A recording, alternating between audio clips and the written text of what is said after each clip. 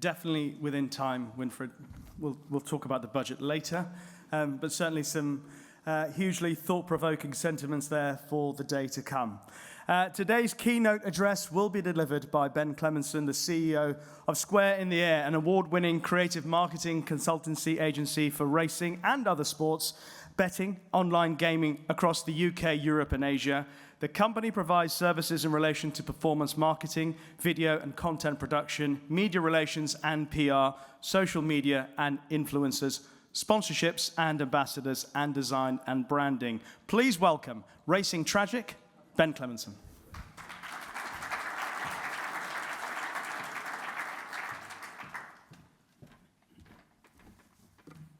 Good morning.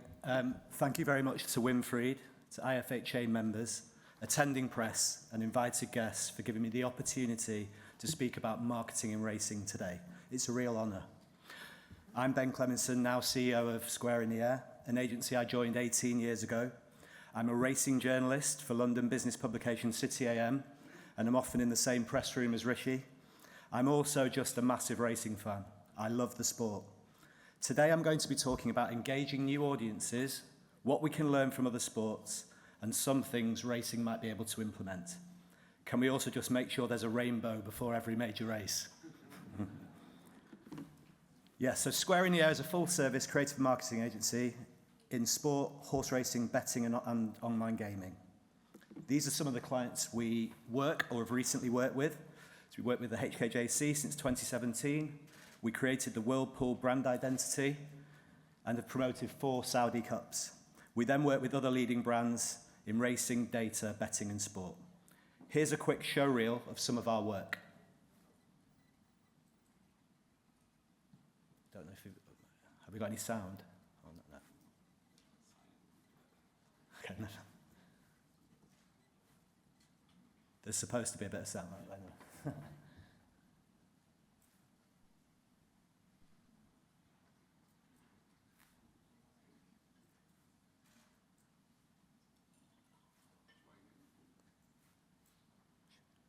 Will we try that one again?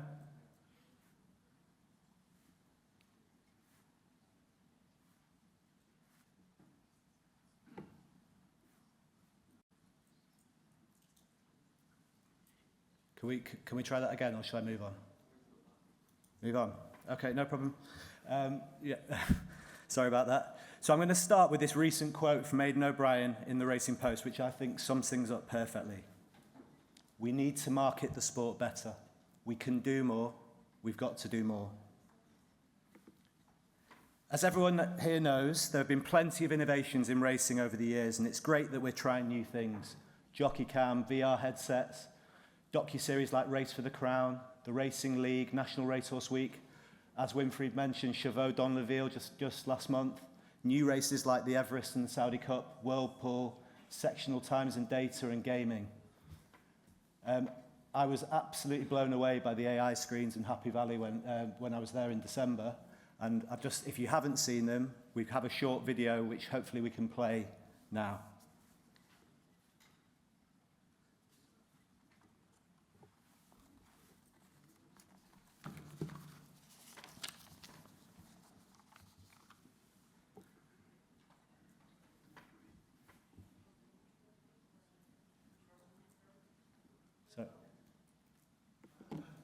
No? No.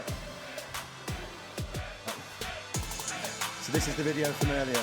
Settle down, you lot. Welcome to your crash course in horse racing. Hey, mate, where's going?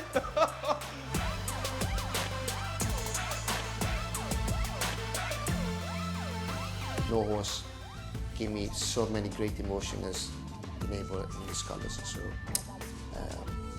amazing.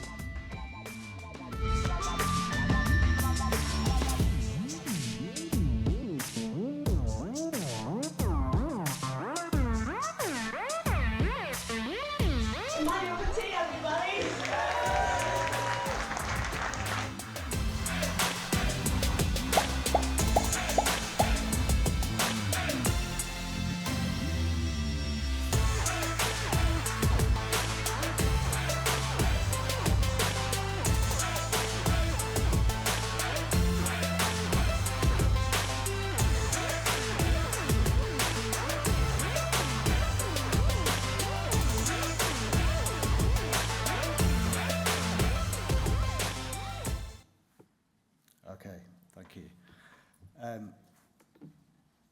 So these are some of the things that racing, while we have innovated, these are some of the things that racing that we come up against.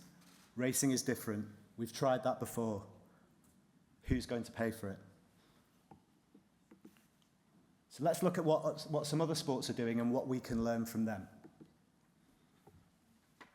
F1 really is the benchmark for racing. It's seen a huge increase in global fan base, but also female fans, with now representing 42% of the overall fan base.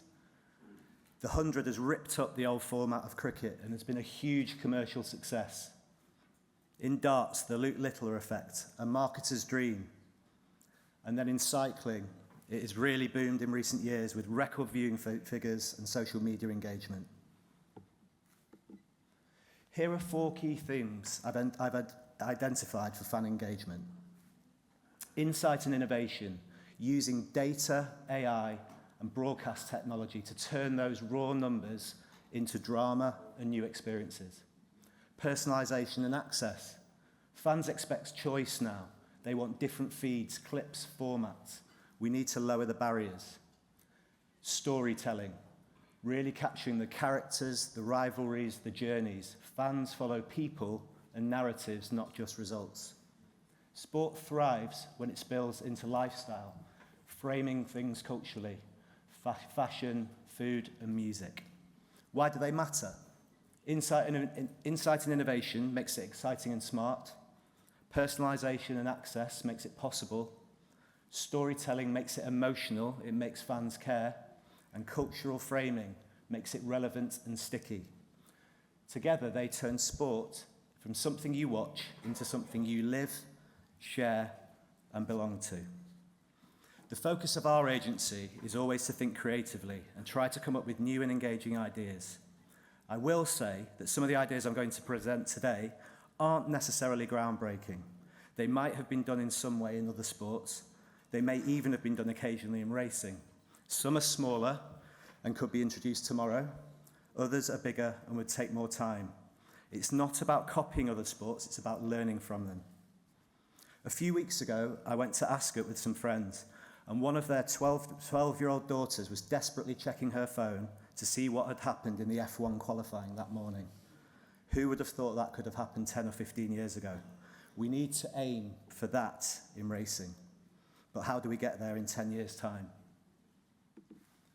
I'm now going to focus on 4 key areas where racing can learn from other sports: broadcast innovation, technology and AI, participant profiling, and creators and celebs.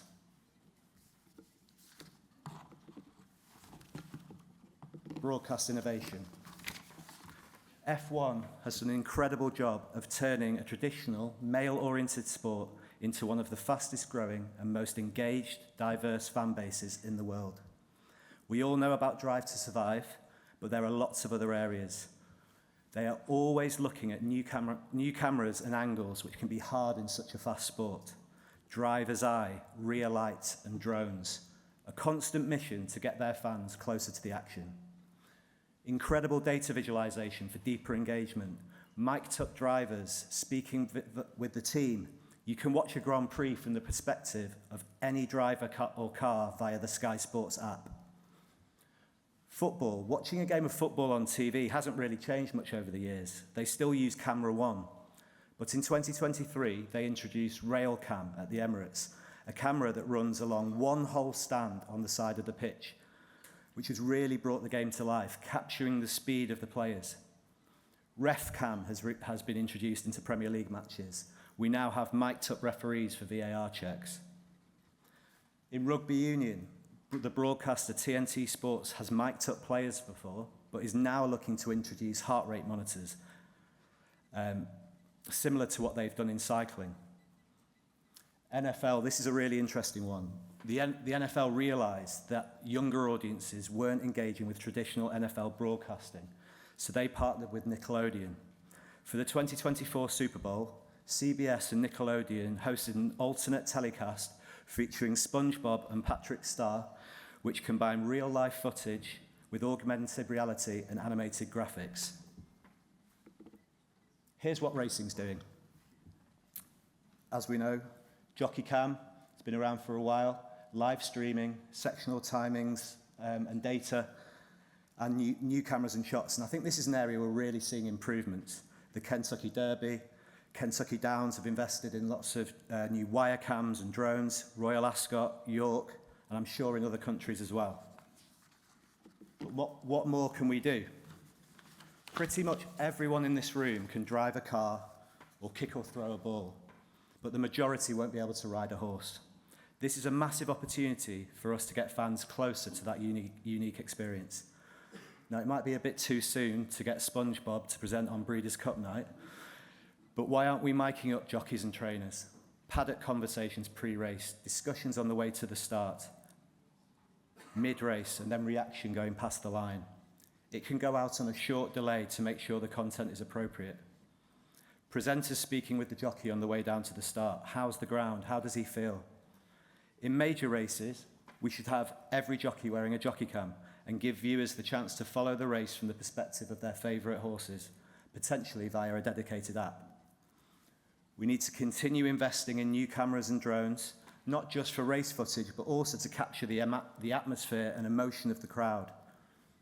Heart rate monitors, live data to see how jockeys' heart rate changes at different times, who's the coolest, who responds under pressure.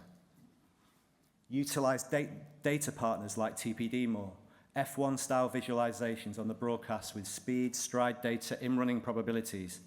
We're doing this to a degree, but we should be doing more. We need to tell more stories. It's what modern sports fans demand. Technology and AI. Genius Sports are one of our clients. They're a leading sports data, analytics and technology company. And in 2023, they launched BetVision for NFL, the world's first interactive in-play betting experience powered by AI. In May, they extended it to football or soccer, and more recently, basketball. Here's how the technology works.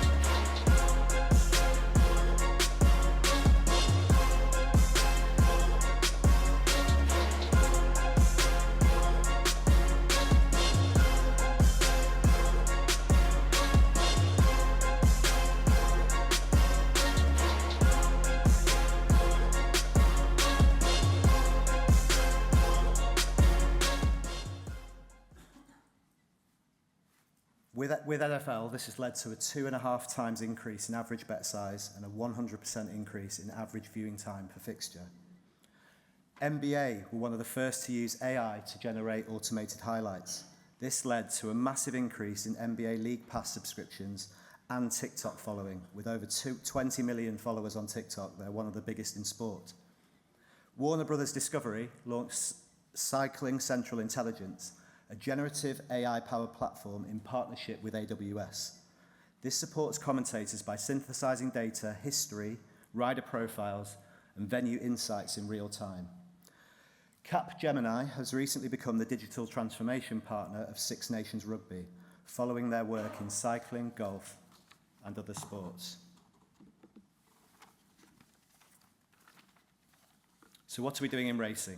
AI is moving so fast that I'm sure there are lots of other things going on as we speak, but there are the AI screens at Happy Valley that I mentioned earlier, the new digital hub at Shartin, AI training apps in Japan, and AI apps for bloodstock and handicapping. But what more can we do? Is it time that the sport or some jurisdictions engage with a digital partner like AWS or Capgemini, experts in using technology in sport to drive engagement? This one is a bit more left field, but can we turn furlong or meter poles into digital speed cameras? Every driver is used to seeing these on the roads, and they would help jockeys as well as provide fans with a unique new visual insight into the speed of the horse. We can then use AI to engage fans pre, during, and post-race on their device. AI-powered race previews, which then lean into interactive betting experiences like Bet Vision. For example, could you touch to bet on horses parading or at the start? Augmented reality visual overlays of jockey and horse biometrics alongside AI-powered commentary. AI-generated highlights to identify key moments and auto-clip for social media seconds after the race is finished. The next section is participant profile building. Apart from in Japan and Hong Kong, most jockeys and trainers can walk down the street and not be recognized. We need to build up their profiles, tell their stories, peel back the veil. Jockeys are generally self-employed, so can we find new ways to boost the commercial relationship with them and the sport? This is done in the UK by Great British Racing to an extent, but we need to find commercial ways to engage jockeys to promote the sport. Here's what some other sports are doing. Darts has seen a huge rise in popularity over the last few years. The party atmosphere, fancy dress, building the profiles of the relatable characters in the sport with personal walk-on music and nicknames. Then there's Luke Littler, absolute gold dust for marketers, a 16-year-old who made it to the World Championship final and then won it at 17. His Instagram following has grown hugely. He was the most searched for athlete in the UK on Google in 2024. Football. How do we engage with players? Through social media, yes, but the way they arrive at stadiums now with the fanfare, fireworks. Some grounds have used one-way glass so fans can see the players in the tunnel, getting closer to the action. UFC Embedded on YouTube has been huge to build the emotional connection between the fans and the fighters ahead of fight week. And motocross have created branding opportunities on clothing with nicknames, boosting the profile of their riders. What are we doing in racing? We're doing jockey blogs. I did this one with Ryan, and newspaper columns, docuseries, interviews, and social media. But there's lots more we can do. Could we create a special designated entrance for jockeys at racecourses with an opportunity for autographs, photographers, camera crews? Can we get 20 top jockeys arriving at the entrance on a special branded bus one day at the Arc, the Melbourne Cup, or Royal Ascot, like you see in football? Can we open up the weighing room more for behind-the-scenes content? This is done better in certain countries, but can still be improved. If a racecourse is building a new weighing room, can we make it more modern? One-way glass so racegoers can see into parts of it rather than it being hidden away. Obviously not the changing room parts. A very simple one, but Oshie Murphy comes into the paddock without his helmet on, which makes him more recognisable. Let's make it a requirement for all jockeys to come into the paddock holding their helmets. When a jockey wins a race, put a profile of them on the big screen or on the broadcast with some key stats. This is done well in lots of other sports. Media training for jockeys has really improved in the UK, but we should be doing more with social media training experts. Abuse and hate is obviously a major issue in racing social media, so we could look to partner with a company like Arwen.ai, who automatically remove negative comments, hopefully getting more jockeys to engage with social media. But then what about the horse?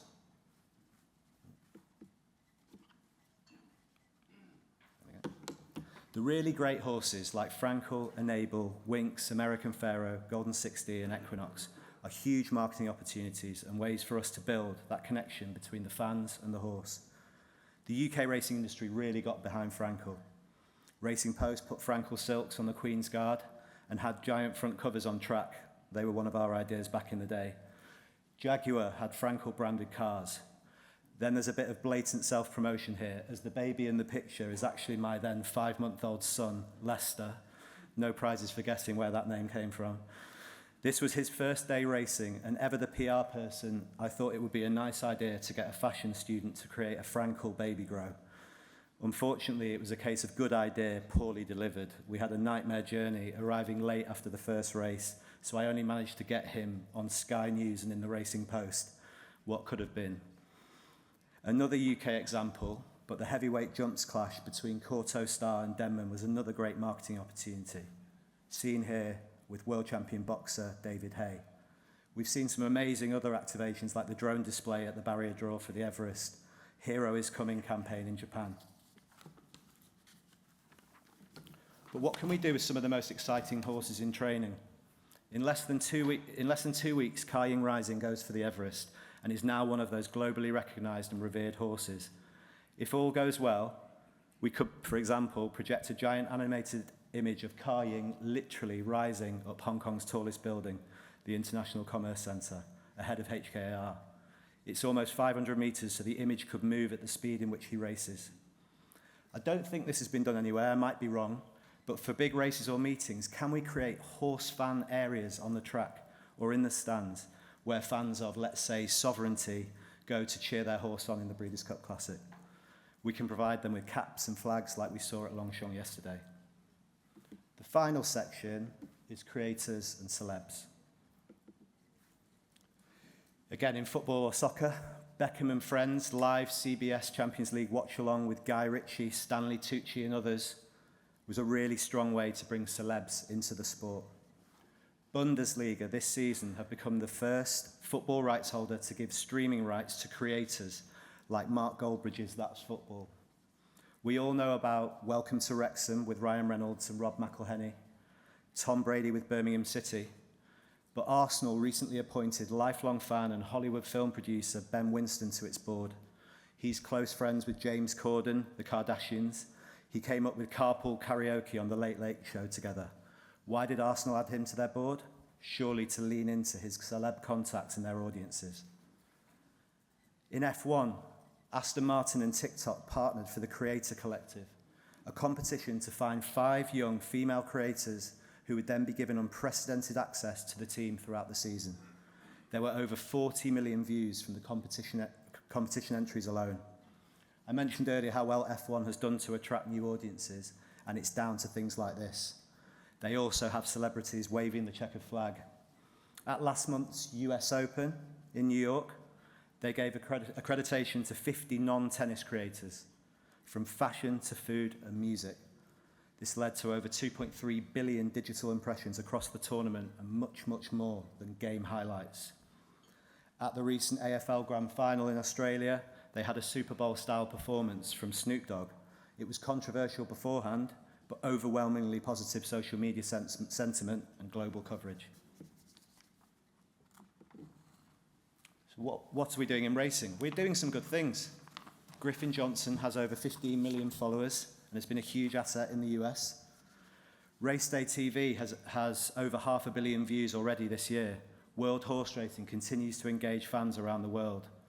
Famous owners like Tony Parker, Michael Owen, and now even Lil Wayne and Travis Kelce in the US. Patrick Mahomes calling riders up at the Kentucky Derby. But what more can we do? How about a Kentucky Derby watch-along with Griffin Johnson, celebs and racing participants, or integrate him into NBC coverage, or even eventually provide him with streaming rights for big races? Fan parks are huge in football, particularly in the UK. Can we create live watch-alongs with creators, celebs for big racing events? It would be expensive, but could we look to partner with major creators like Beta Squad or the Sidemen to visit a yard ahead of a big meeting or go racing and set them a challenge? A fashion collab. It is Paris Fashion Week after all. Could we work with a cool fashion brand to bring elements of racing silks or racing imagery into their designs? We've done some docuseries, but how about a documentary with Tony Parker or Antoine Griezmann focused purely on their horse racing interests? Just a quick recap on the 4 key themes I highlighted earlier. We must provide fans with insight and innovation, personalise the experience for them and give them access. Tell the stories, there are lots. Provide that cultural framing. These will help us turn racing into something fans live, share and belong to. We don't need to invent anything new. All the technology is there, and it isn't as expensive as you might think. If we grow the audience, we'll attract new sponsors, and more money will come into the sport for further investment. That brings me to the end. I hope there's been an interesting nugget or two in there for you. I started with a quote, and I'll finish with one, a famous Chinese proverb: "Be not afraid of going slowly, be afraid only of standing still." Thank you.